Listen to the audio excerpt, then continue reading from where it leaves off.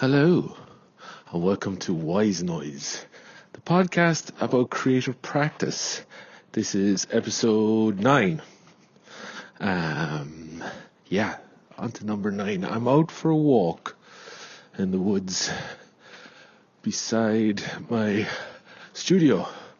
Well, it's a few minutes away, but it's quite nice to escape the noise of the road and get out here.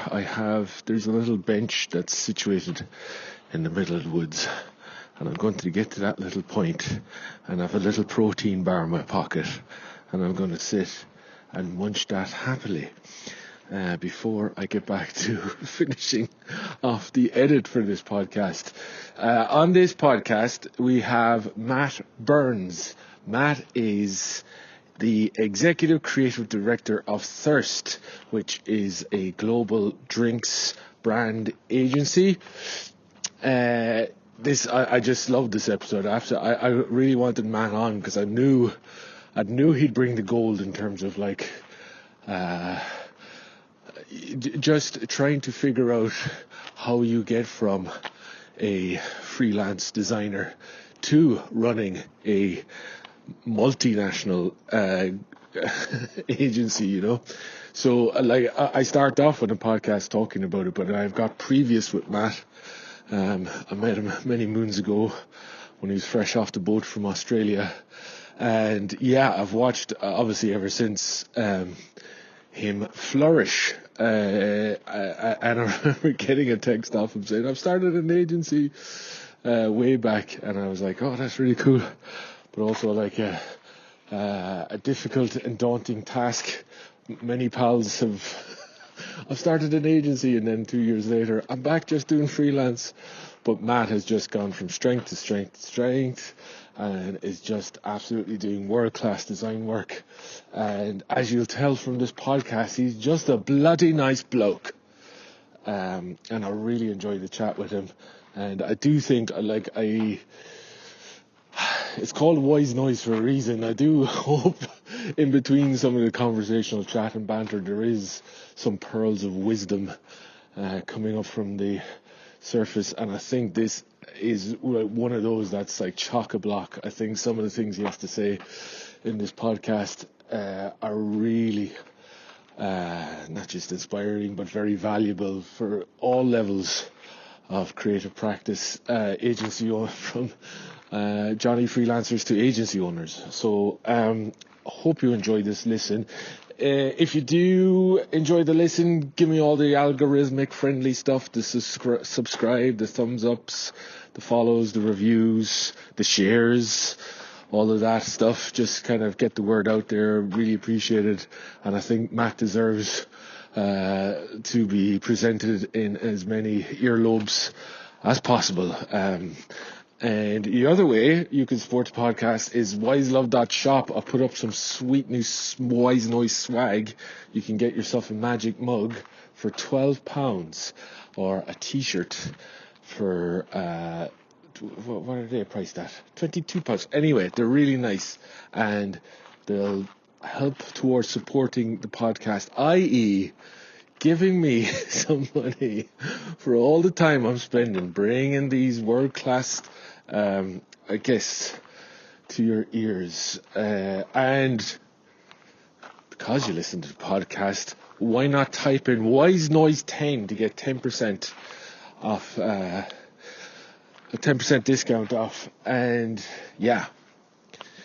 buy yourself something else extra from the shop. That's enough sales pitchy stuff. Hope you enjoyed the podcast. Here's Matt Burns.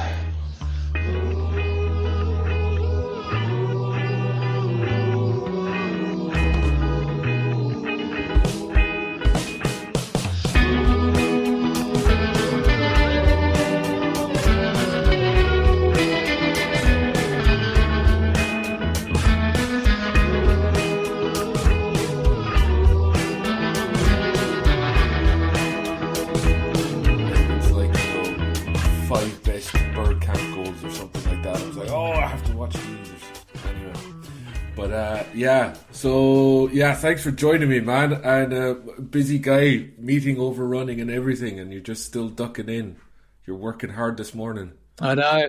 Um, Yeah, I was trying to politely get off, but so I thought I'd just drop you a quick message there. But yeah, serves me yeah. right for maybe doing a tech video. It's always a bit of a busy time of the day. Yeah, yeah, yeah. Absolutely, Where are man. you? Where are you based? I Are you do. based? You based out of the middle of nowhere now, eh? Yeah, well, I'm less in the middle of nowhere. I'm in the middle of slightly somewhere now. I was on the Isle of Lewis. We were on the Isle of Lewis for about 8 years, Really? and that was amazing. But then we've moved to Aberdeenshire now. I'm in a Boeing, which is like about half an hour outside Aberdeen City, along Royal Deeside. So yeah, it's lovely around here, man. Yeah, but it does mean that there's like Yeah. all the mod cons of the mainland, like indoor toilets and hygiene. But no, it's like it's cool, man. It's just really nice to be like actually living. It still has like a beautiful countryside and safe community and all that, but it's just really nice, especially now the girls are like they're almost teenagers now, so their interests are kind of going into the cinema and going to gigs and all that kind of stuff. So just being like half an hour from a city is much more agreeable to them. Where like I think the living on an island was far too small for their ambitions. You know? Yeah. Wow. Okay. Yeah. Yeah, yeah, But yeah. great experience.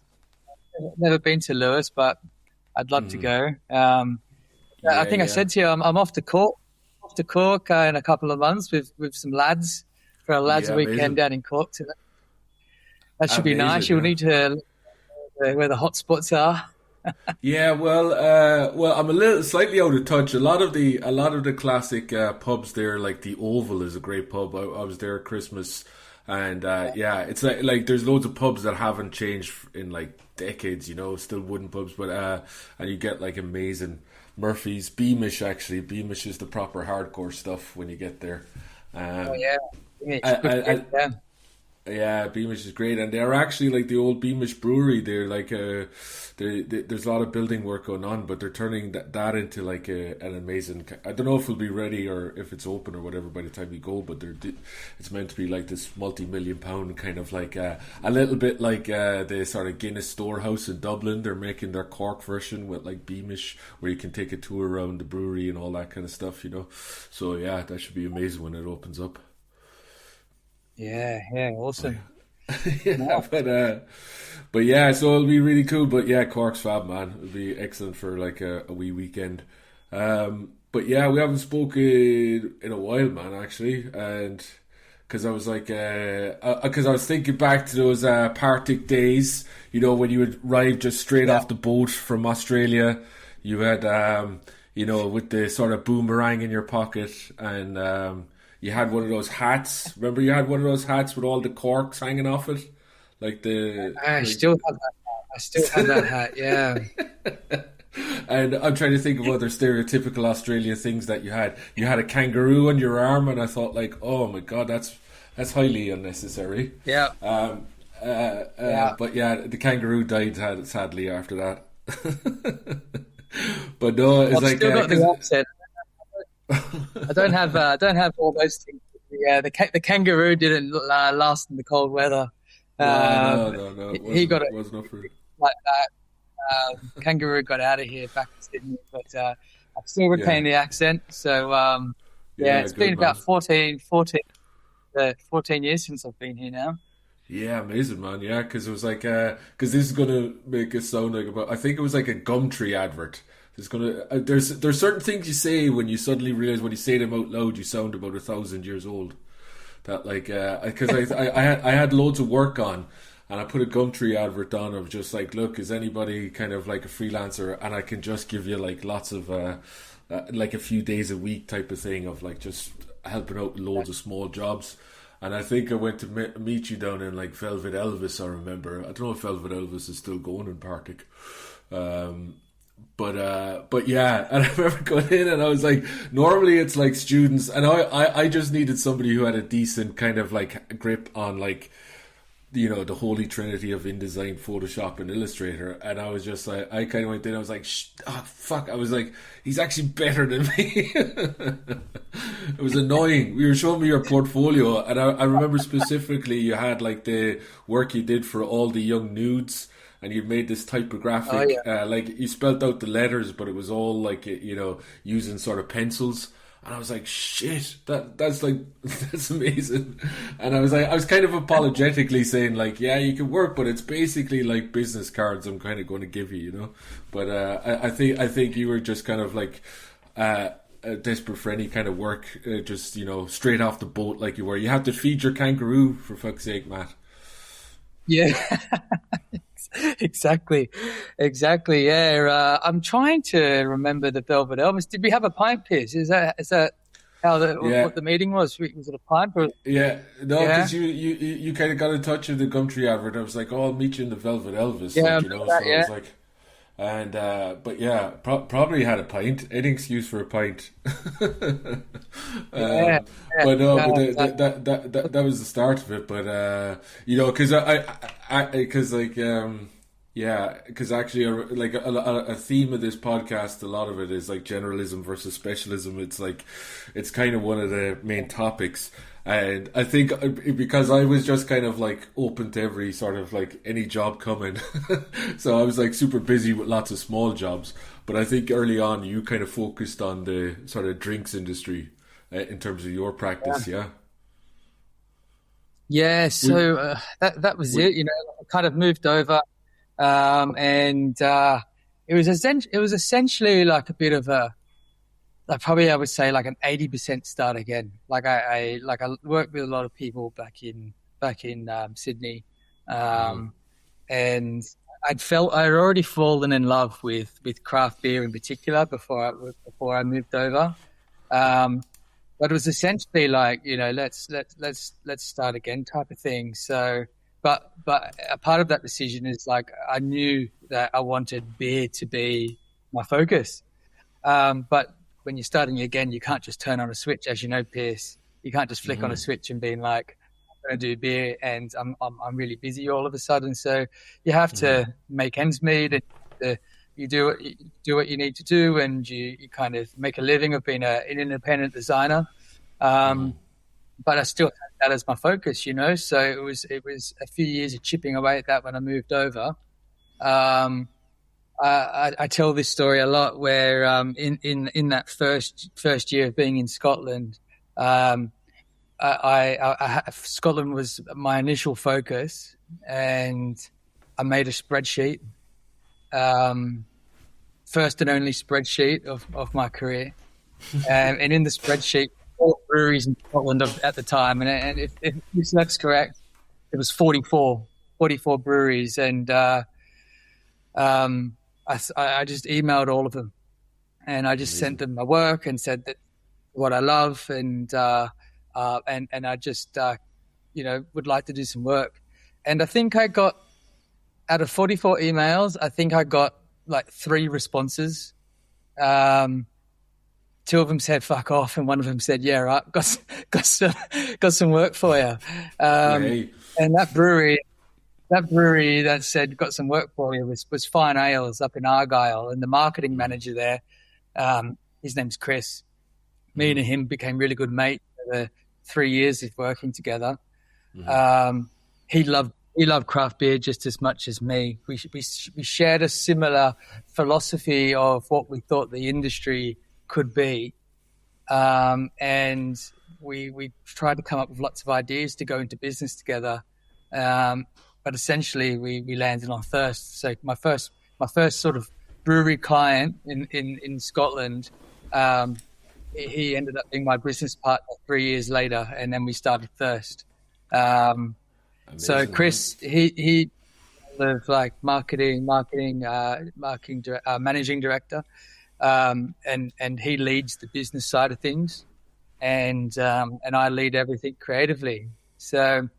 Brilliant. It's just a bit of a story of I don't know, trying to connect dots, doing what you need to do to make ends meet, and trying to be entrepreneurial and when you smell an opportunity, just trying to grab hold of it.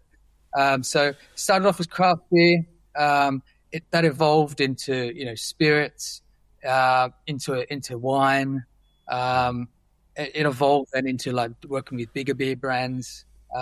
So yeah, Thirst now is almost 11 years old and still very much specializing just in the beverage industry, and really lucky to have grown the team and grown the client base to clients all around the world.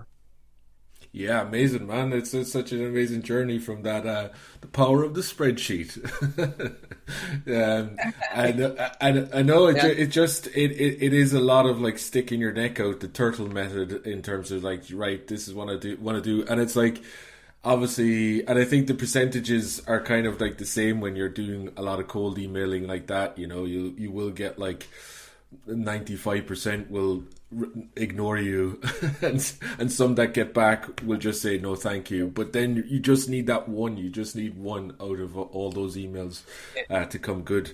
And it's fascinating there, your relationship with Chris, because like I often thought about when like I kind of got busy when I was running the studio on the Isle of Lewis, and I was kind of feeling like big work was kind of coming in. And I can remember thinking about like trying to expand. And one of my thoughts was the fact that like I kept thinking about, I need another designer to kind of like, handle the work. But I was actually kind of thinking I need somebody to actually run the business, be like the actual business manager, I can do the work, I can do the design work. So I from the outside kind of looking in, I think that was like a really good dynamic between yourself and Chris, that like, I'm just assuming this is what happened, but he kind of looked after these kind of like winning new business and the kind of like spotting gaps in that marketing kind of sense of like, targeting kind of clients, etc. So he brought that dynamic, and then when the work was won, you could kind of take care of the actual the design and the craft of that. Is that how it worked? Yeah, no, 100%. And every now and then, like a student or a graduate will ask me for what I want to start my own agency. What's a bit of advice you could give me? And I'm like, you find someone to run the business. They kind of look at me, being like, that's shit advice, but it's the truth. Because I understanding the commerciality of the work and the agency and all that's really important, but it's quite hard for me personally to be attached to the money and the business and to attach to the creative at the same time simultaneously. It's almost like two parts of your brain, so actually being able to take some of those decisions and have someone else own those sorts of decisions, which are the more logical, the more strategic, the more business side of things. And for me, just to be purely focused on, the creativity, coming up with those solutions, creative solutions for clients, and thinking about also how to evolve and nurture those like relationships from a creative point of view, has just helped so much.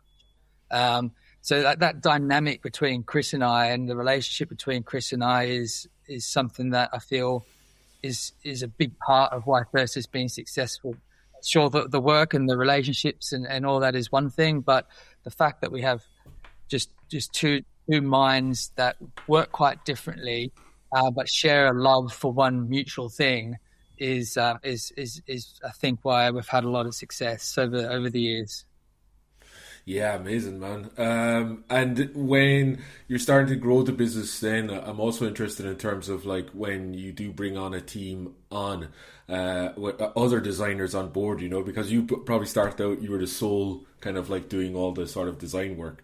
And then when it kind of expands and you get other kind of designers in, I'm just wondering how you handle that, because like, advancing from just being the designer to more creative director role, and having that trust in kind of other people kind of in their own kind of strengths and abilities, did that take quite an adjustment? And what, because I've occasionally I've had to kind of collaborate and work with people, but a lot of time, most of the times it's just 100% I'm looking to start, and you can get kind of precious and have your own sort of ways and ideas about how something would look, but I take it you have to kind of like let go of the ego somewhat, or let go of almost trust in other people's visions more than your own when you become a creative director in that respect.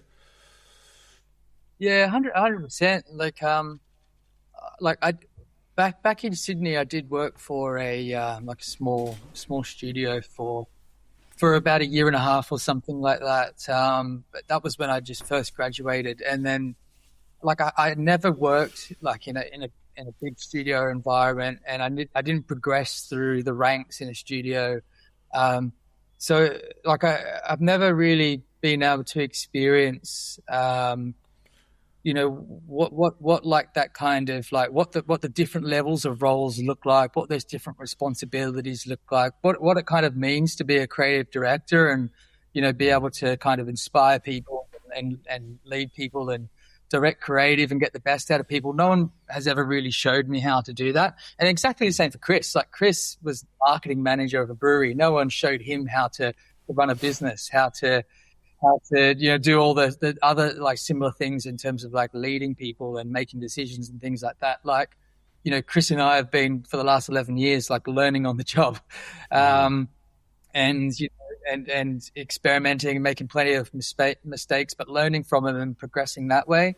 So yeah, it's very much been an evolution for me where like, we sort of in the design team, we sort of took on our first person, and to be honest, there wasn't really a massive change there because I was still very much on the tools. I just had someone else on the tools next to me. And then, but that was probably the same when we sort of maybe grew the design team to maybe 5 people. I was still very heavily involved in and responsible for generating, concepts and design work and rolling it out and kind of doing everything really.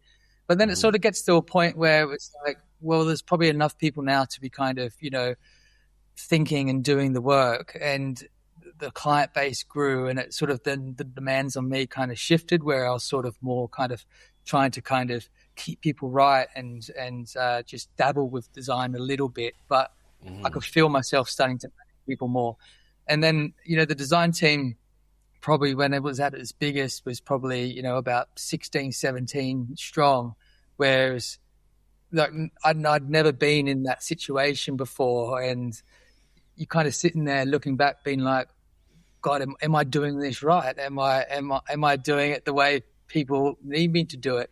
And then there's another part of me is like, well, fuck the way it's meant to be done. How do I want to do it? And and it's still something, I'm learning. I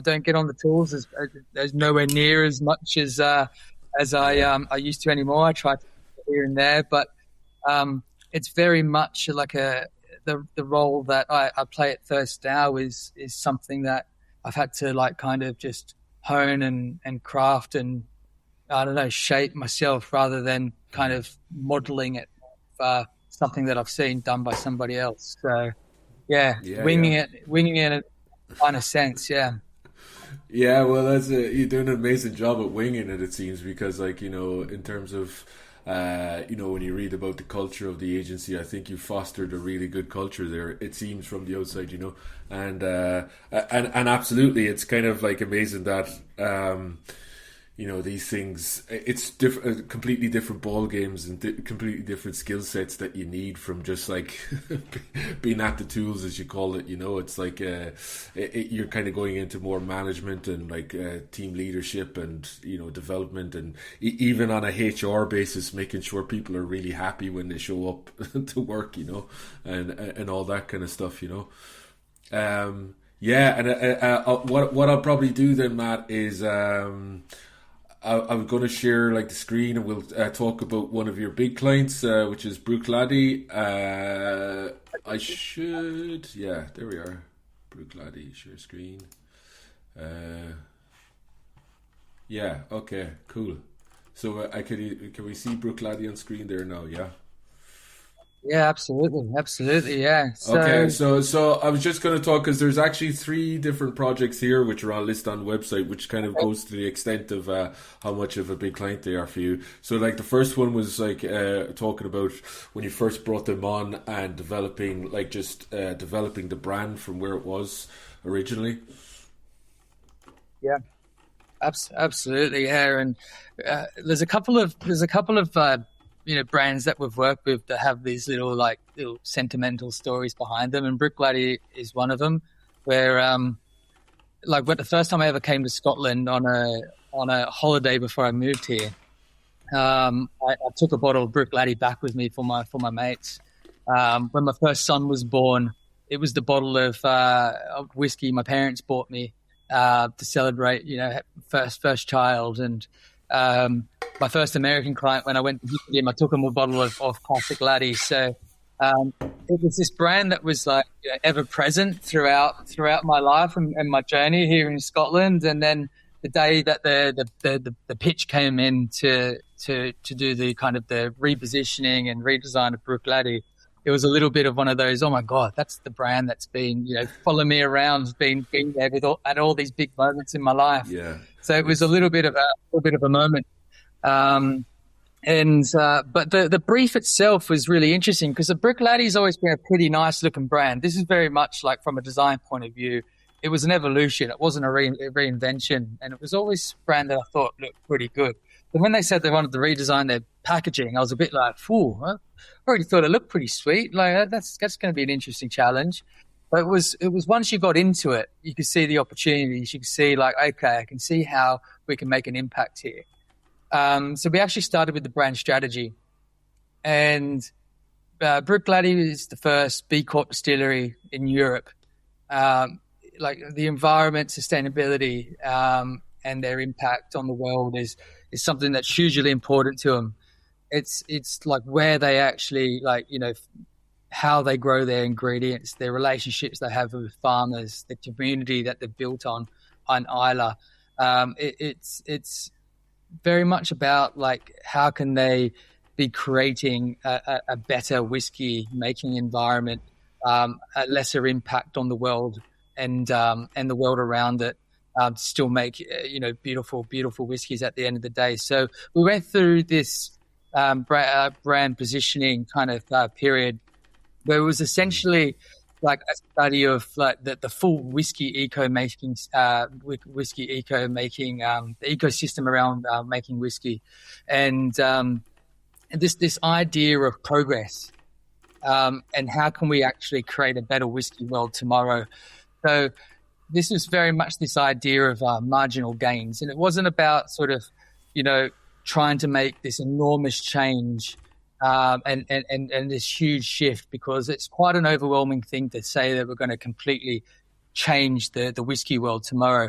It was about understanding all the little bits that go into actually making whiskey, from the ingredients to the farming to the community to the packaging, and making marginal gains across the board. So then when you actually stop one day and look back, you can look at the progress that's been made through the entire ecosystem, rather than trying to make these huge leaps, which when you try to make those huge leaps, it can feel quite overwhelming and you make no progress at all. So the idea of the strategy there was this idea of was about progress drop by drop. So thinking about the marginal gains and all the different things that we can do and how that adds up to cumulative change over time. So then when it came to the design of the brand, a huge piece of what they were doing at the time was removing the secondary pack. And Pierce, you'll know what it's like when you go into a whiskey store here in Scotland.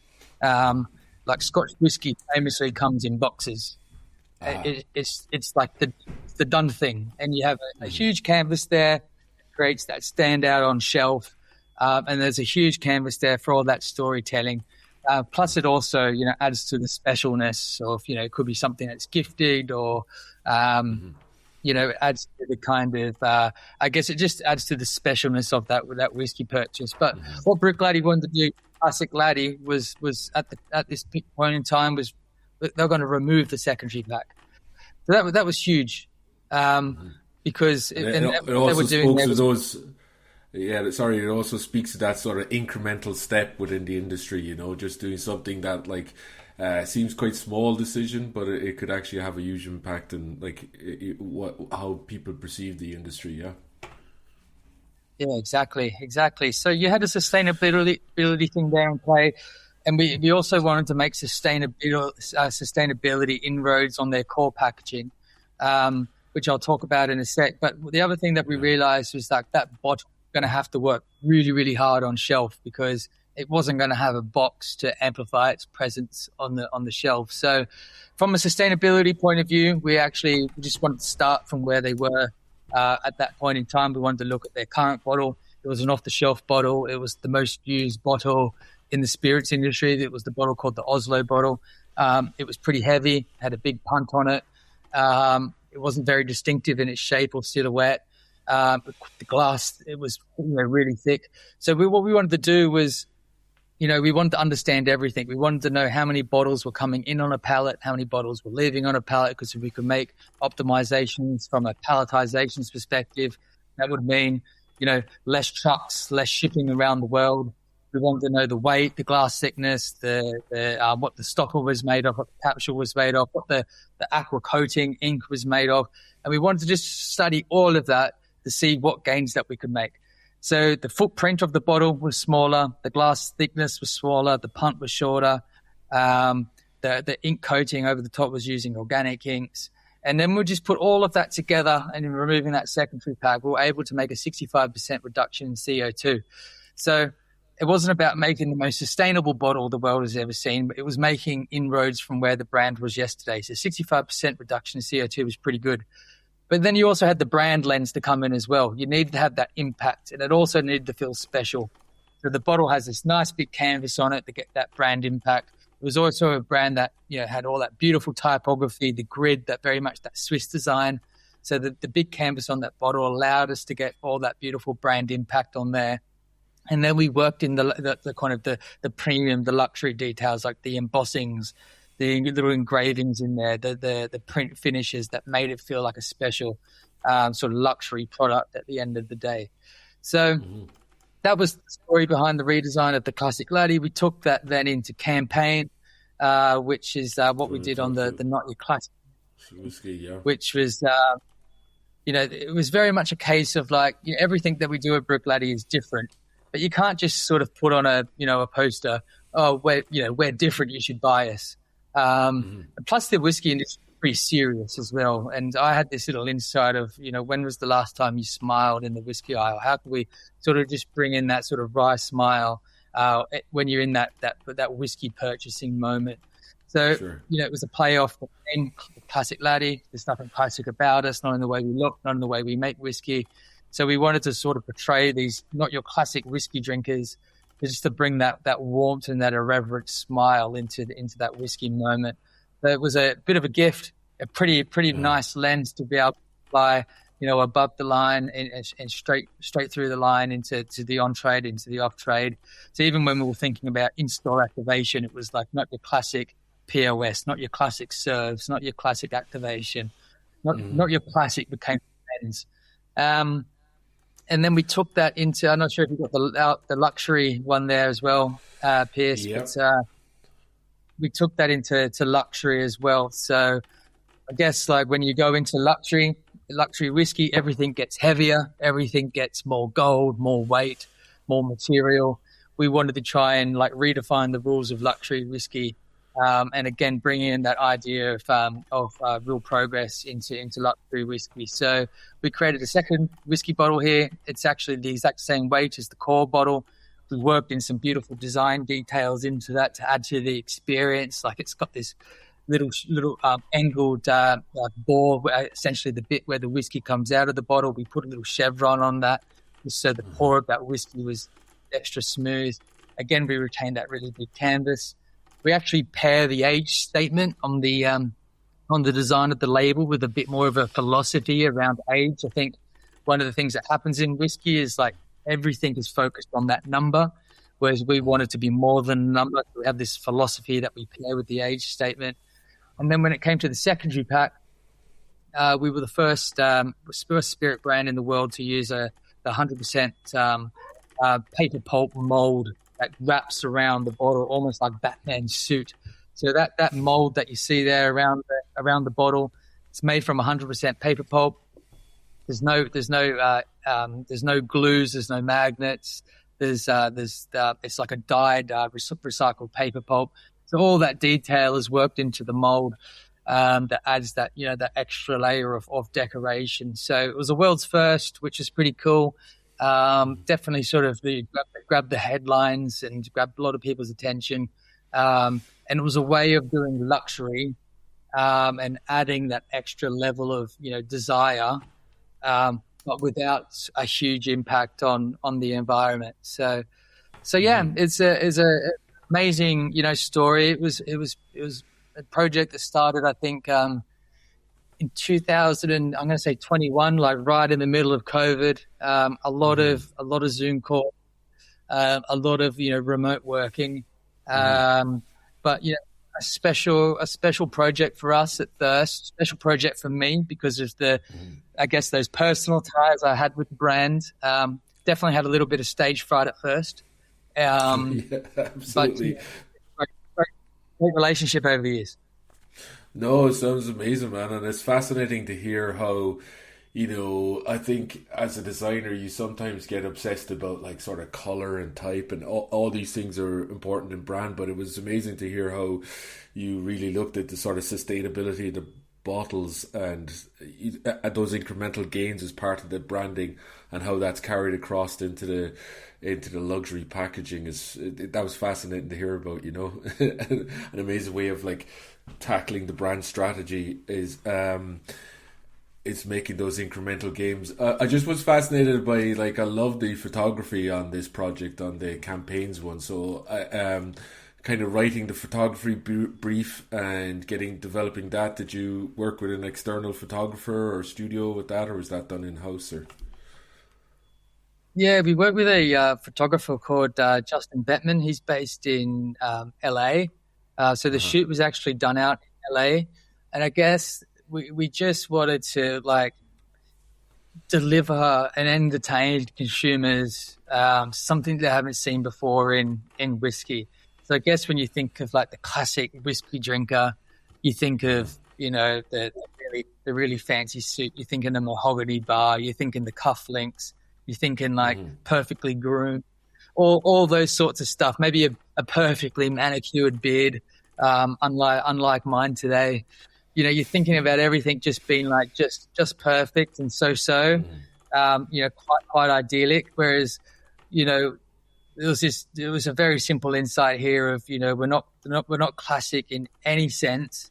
So our perfect whiskey drinker doesn't have to be perfect in any sense either. So we found these really irreverent characters.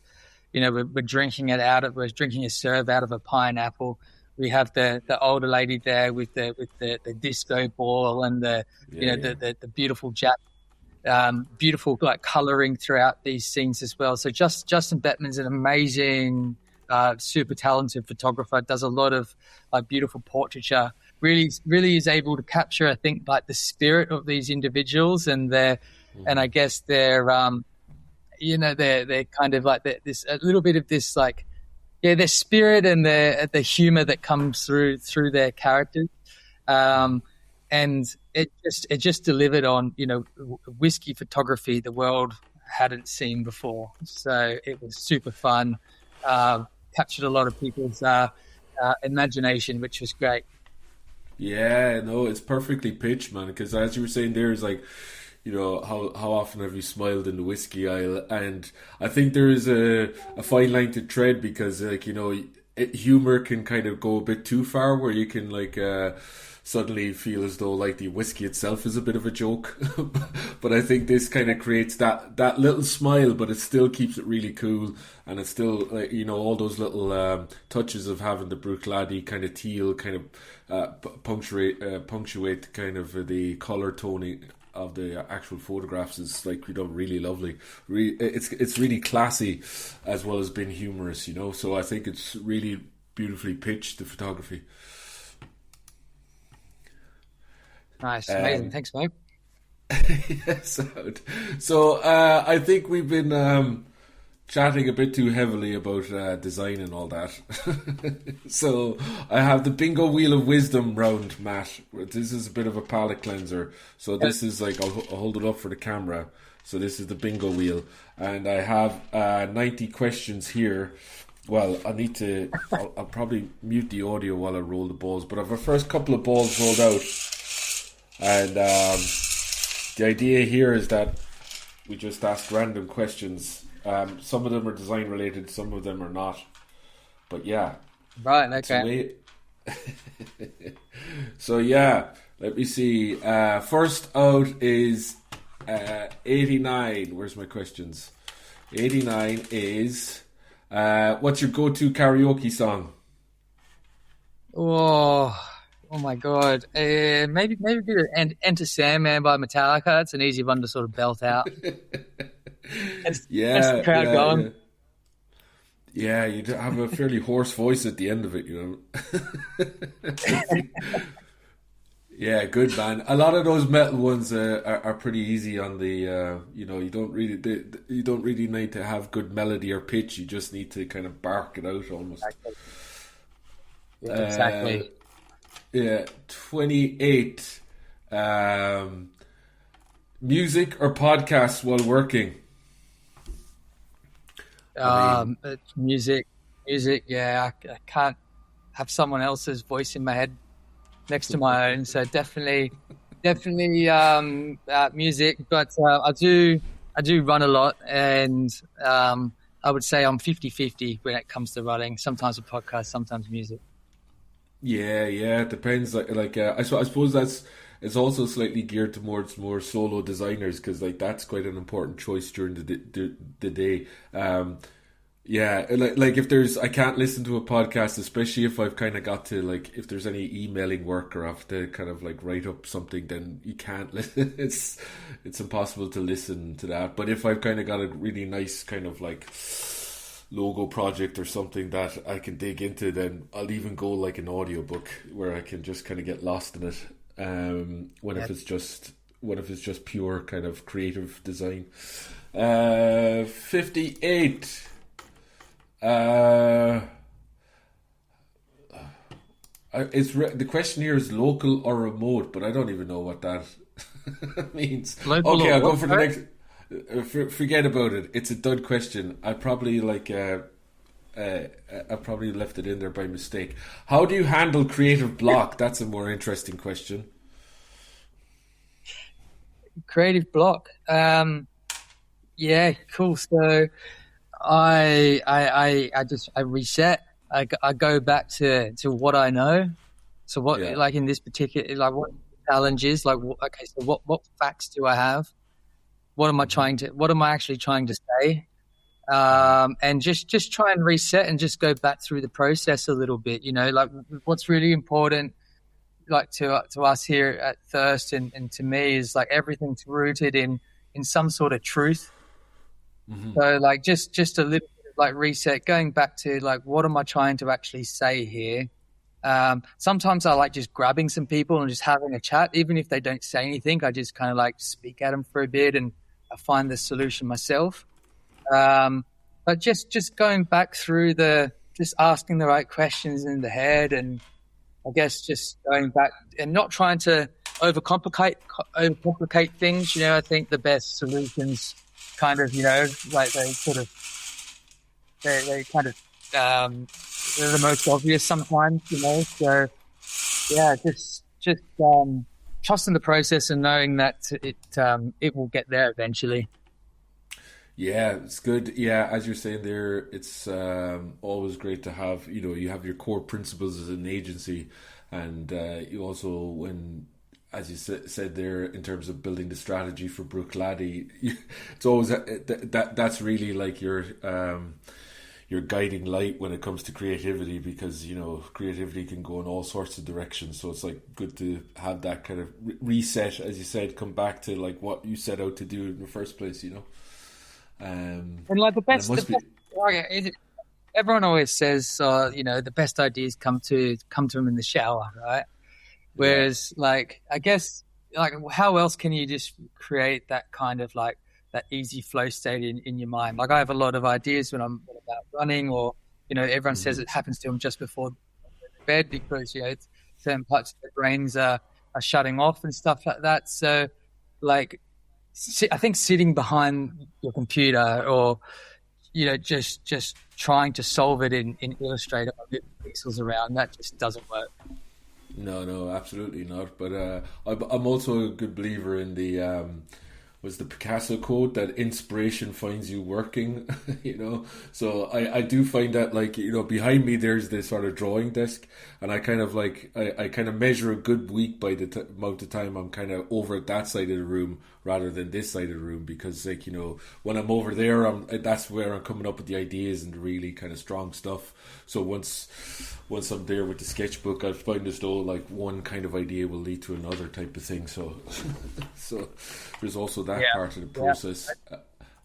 Clean desk or organized chaos? 34. I like the idea of a clean desk, but I tend to not be able to maintain it. So yeah, yeah, clean desk, clean desk in theory, organized chaos in practice. Yeah, exactly. And for some reason I can never find like paper to draw on. And the other day, I actually had a broken rib recently, and I was drawing something for somebody, and I'm holding it up, and they're like, "Matt, what have you drawn on?" I'm like, "Oh, just my X-ray report. I can't find anything else to draw on." So I draw over bills, and I've got a letter here from HMRC. I've got I like the idea of being, you know, in control and having a beautiful little Japanese notebook with all my sketches in there. I like the idea of that. Wish I was that. In practice, it just goes to shit very quickly. Yeah, no, absolutely. I love that. Like, you know, on your HMRC tax, just doing a little doodle. Yeah, nice one. Okay. Right? Yeah. One last question. So on this round, 67. Do you like watching sport, or would you rather deep introspective French art house? Would you say French art house? Yeah, it's kind of like, it's more of a kind of deep introspective French art house, as in it's more like kind of going to see like a really kind of involving, deep film, thoughtful film, or do you just rather kind of like stick on the tennis or the footy and just kind of have that sport for sure? I can watch any sport, especially if it's live. I don't play a lot of sports. I run, but I don't play a lot of other sports. But I just like watching them. Like, I don't play golf. I like watching golf. I don't play tennis. I like watching tennis. I don't play cricket. Cricket's my favorite sport. I'm the worst cricketer you'll ever meet, but I love watching cricket. So definitely sport. I can't be sort of thinking creatively all the time. I need to give the old brain a rest sometimes. Yeah, that's a great outlet for that. Oh, totally a great outlet, and I'm definitely more towards sport. I do like sticking on a really good, like, the getting engrossed in a good film, but it's a tougher kind of sell sometimes, you know, where especially if, like, as you said, there's live sport on, and, you know, my wife, she'll be kind of going like, "Oh, you watch so much football," and I'm like, but it's kind of it's live drama, it's unscripted drama, like, you know, even the worst game ever, you know, you could be watching for 80 minutes and then the last 10 minutes will be incredible. You know, it's just like, and you don't necessarily have to think or like get like emotionally involved, and it like stimulates another side of your brain that isn't the kind of like, you know, deep level thinking that you do it day in, day out. So it's a great release. It's a nicer release than having to go and ponder about like, and I do enjoy going to see, like, you know, really nice, like, say something like the Odyssey or something like that is amazing, but at the same time, like, totally. It's nice that there's a certain kind of. Oh, sorry, Piers. No, I'm just saying there's a nice escapism to sport that isn't as involving. Yeah, and I think that, like, it feels like my wife and I like getting into films together. So we'll watch a lot of like the big sort of, you know, like really of like cool films and stuff together. But if she's out and I want to watch something, I'll I won't watch a sports film, but I'll look for a similar form of entertainment, of just something a little bit more effortless. So I don't mind a little bit of a Top Gun or something like that, where I can just sit back and I don't care that it's a bit cheesy or it doesn't all add up. I'm just entertained. Yeah. Yeah, absolutely. There's a time and a place for like Pringles and Top Gun kind of vibe. But yeah, okay, cool. Oh well, let's get into the heavy dessert menu. So then, Matt. Still the same subjects from the last series that I put out, because nobody on LinkedIn could be arsed to tell me like decent subjects to change. So it is this the menu is how to price your work, the AI elephant in the room, the red flags of a nightmare client, specialist versus generalist, self-promotion without the ick, avoiding burnout, your design and how to sell it, things they never tell you about in design courses. What are you selecting off the menu, Matt? How many do I choose? You can just choose the one, or you can choose a few. it's really it's a free restaurant in terms of like yeah, because I skipped the starter, so I can maybe have a few more desserts, eh? Yeah, fair enough. They're all like number seven. Number 7 is something I'm like pretty passionate about. Yeah, cool, man.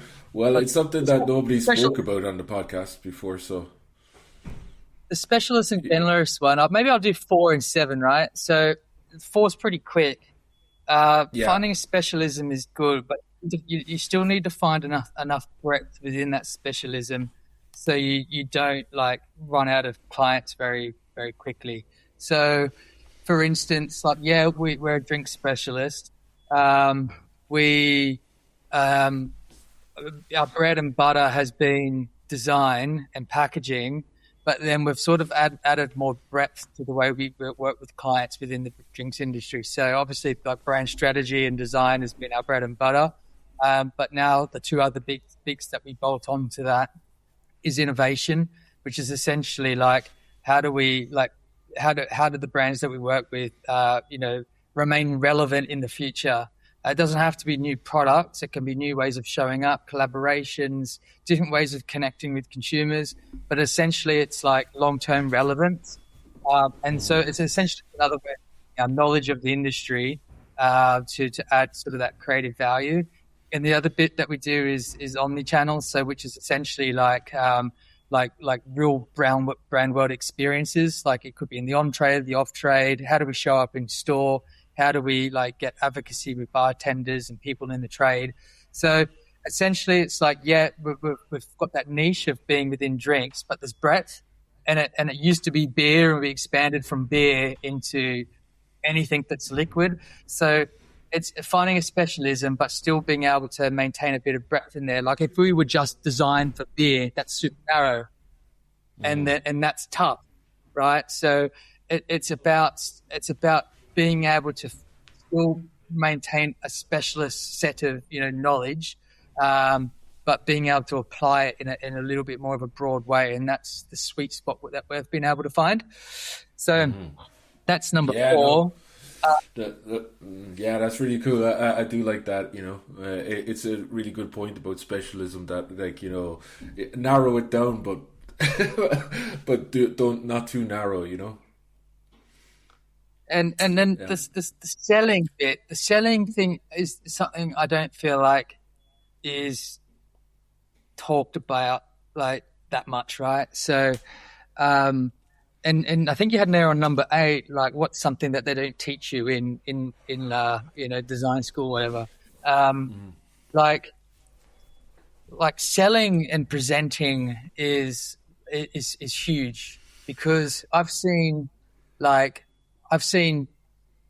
great work not bought by the client because the client doesn't believe in the person that has pitched it to them. And I've seen the opposite thing. I've seen okay work like delivered brilliantly, and the clients bought it because they believe in the person that has done it. And like presenting or selling work is something that I've like thought about a lot over the years. Like I'm there to inspire this client that the work that I'm doing, the way I'm thinking about the brand and the passion I'm bringing to that brand is going to make a difference. And you can't just rely on, I like this typeface and I like this color and I think this is nice and this is my opinion. Like we need to be able to make it objective, and this is why, and this is why, and this is why it's going to work. It's not my opinion. This is fact. So that the art of selling creative work is massive, and it's not something that anyone's taught me. I've seen people do it in a brilliant way. And I've tried to I'm still honing that sort of craft of being able to sell work, but it is the most important thing. And when clients don't buy something that you think is right, it's not on the client, it's on you for not making them believe that it was right. You know, and it's nothing worse than the client's like, I just really like that font, or, you know, like I just wish they went for concept 2 or whatever. I'm like, well, why didn't they? Like, why didn't they go for concept? They're like, oh, because they just didn't get it. Well, fucking that's not their fault. It's your fault for not making them get it, you know?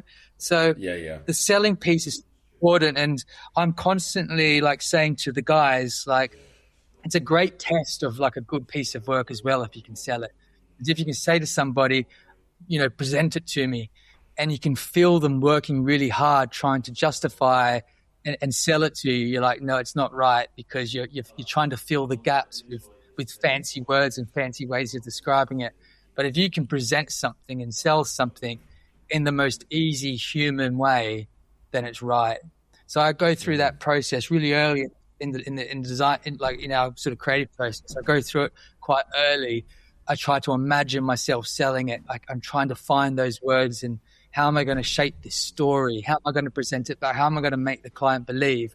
And if I can't do that, something's wrong with the work. So it's all interconnected, you know. The selling piece and the creative piece is massively interconnected, because basically you need to make it objective. You can't make it about my opinion. You need to make it about fact. And fact needs to be rooted in truth.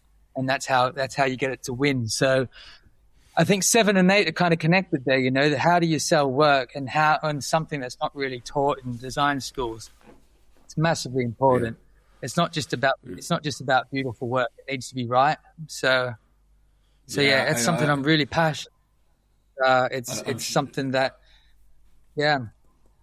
I'm shaking my head vigorously here because it's like in agreement, because it's like, absolutely. Everything you say is just so important, and it's like I'm actually kind of, as you were talking there, I was thinking I can't wait to get this out and share this on platforms, because it's something that like so many people need to hear in terms of like designers, and that ability to present and sell your work is like so overlooked within the industry as a skill, and as I said, it's like something that's never actually taught in college. In terms of, I remember having certain kind of things about sticking your work properly together on a portfolio or whatever, but it's the actual, and I even relate it back to, because I've kind of done other stuff where I've like done performance on stage. There's a certain kind of craft of even how you kind of speak and how you present it. You know, if you're kind of nervous presenting it, if you're kind of ums and ahs and unsure about like, you know, the script that you're doing, then that's going to translate, like the way it translates to an audience on stage is the same way it translates to a client. So you almost have to develop this kind of way of like, you know, your intonations, your like, you know, confidence, leaving pauses and stuff like that. All these little things about how to actually, when you're on the call to the client, to have that sort of belief in your own what you're saying, and trying to drag them along. All these little things are things that I've picked up absolutely along the way, and I've same as yourself, I've seen it done really badly. And it's like beliefs, it's a great word, you know. Like if you don't believe in the work that you're presenting, like you can tell. Like the client will smell it. And I've seen like people, like, even in our team who they've presented something, and I'm like, I can tell that then their heart is not quite in that as much as it was in the thing that they just presented before. So you need to almost like be able to go through that process, and if you don't believe in it, then why don't you believe in it, and what are you going to change about the work in order to believe in it? Because if a client smells that, they're going to be like, well, why am I going to buy this if they don't even believe in it? So the work can be defensive, but not the right way. It's huge. Yeah, I think there's a massive maturity as well, because it's very easy when you're starting out as a designer or whatever, to get involved in that. Like, there's this sort of orgiastic kind of thing that goes online in terms of like hating on the clients, those clients of ours, how come they don't get design? Or like, I showed them like 4 concepts and they've chose the worst one. I was just like, well, I hate that language. It's like, just don't show them work that you don't like. If you're showing them work you don't like, it's all like, it's only show concepts. Like I'll say to a client, like, 3 concepts or whatever. But if I'm just working on a 3rd concept just to kind of fulfill that 3rd I'm only going to present these 2 that I really believe in, because I've done it before where I've like, just there, when I start kind of, if I'm in that kind of zone where I'm just chucking this thing in just to make it look as though I've worked on it more, which was like probably what I've done like way in the past. Then I've stopped doing that, and I'm like, no, this is really on point, and I believe in these kind of 2 or 3 concepts. Then I'll present those, and then it negates the fact of like, and I'll explain to them. I'll totally say which ones I think are my preferable ones, but I'll always have room in there to kind of still go like, I'm not 100% on board with this one yet, but if you give me more time I can make this one work, kind of thing. And it's more of a maturity to less bitch about the clients and more like kind of educate the clients and more open up their process and speak to them in their sort of business language as well. So another point that I normally do is when I get a brief, I'll always refer back to the brief when I'm writing the sort of script for the presentation. I'll look at their own words, what they've actually said, in their presentation, and then I'll kind of go, well, you asked me to do this, so this is why I did this and this and this, so that they can relate it more to like, this is actually a proper response to their needs, and it's, you balance it in their own language and what they've requested in the first place, rather than kind of completely deviating off and just picking out random colours and shapes, as you said. Have a rationale behind every single choice that's going on within the presentation. But yeah, absolutely loved what you had to say there, Matt. Yeah, that was amazing. Nice. No worries, Matt. Thanks for that, man. That's been amazing. I'll get this podcast out once time allows. But yeah, that was pure gold. You're like a greased eel, Matt, when you get going. The chat, mate. Yeah, good to chat. Good to cheers, see you. man. Yeah. And I'll look you up next time I'm down in Glasgow or Cork or whatever.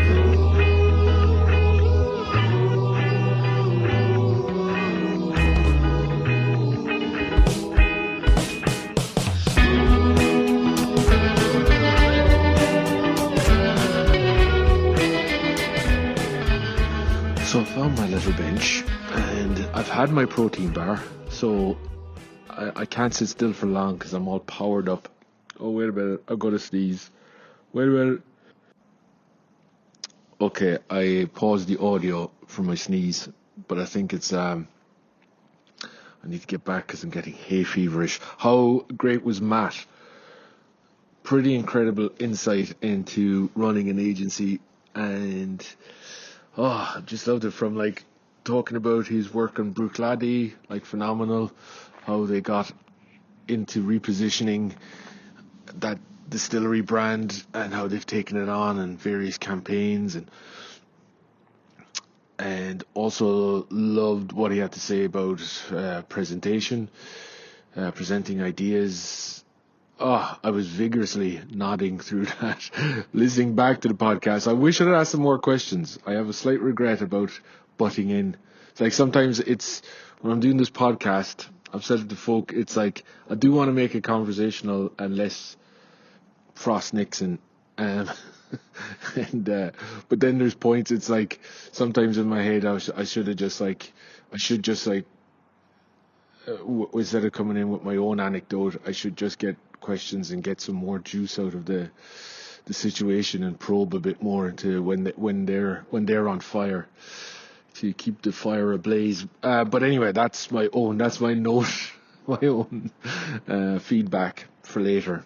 But yeah, he was incredible. Thanks so much to Matt for coming on. If you don't know, it's Thirstcraft. Just follow their work. They've recently posted up illustration and branding for the Marks and Spencer's own brand range, and it's phenomenal. I'm amazed at how much talent they have in-house to come up with some like stunning illustration, motion work, all that stuff. It's class. So my thanks to Matt.